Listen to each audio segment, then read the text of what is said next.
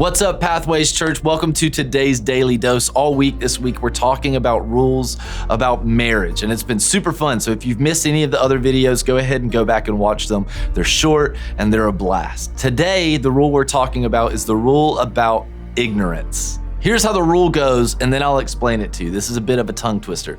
The rule is you don't know what you don't know, and if you knew what you didn't know, you'd go know it.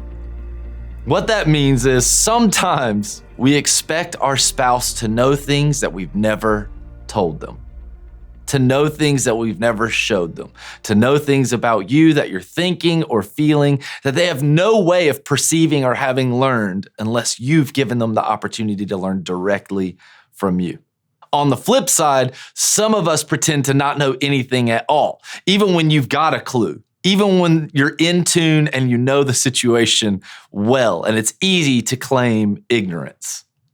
Yesterday, we looked in 2 Timothy chapter 2, and today we're going to expand just a little bit more on that. Yesterday, we read 2:23, which says, don't have anything to do with foolish and stupid arguments because you know they produce quarrels. But then you keep reading, and it says, and the Lord's servant must not be quarrelsome, but must be kind to everyone, able to teach, not resentful. Opponents, so the other person in an argument, must be gently instructed in the hope that God will grant them repentance, leading them to a knowledge of the truth.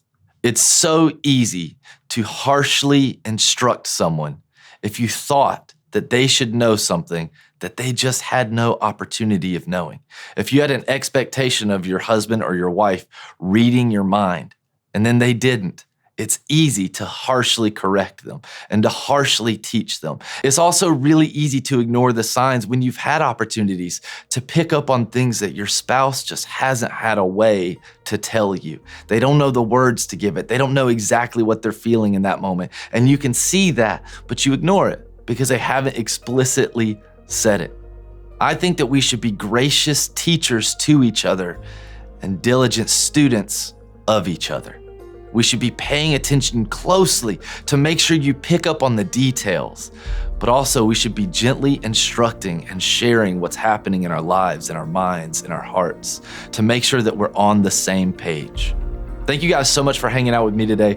I'll see you tomorrow on the Daily Dose with another rule about marriage.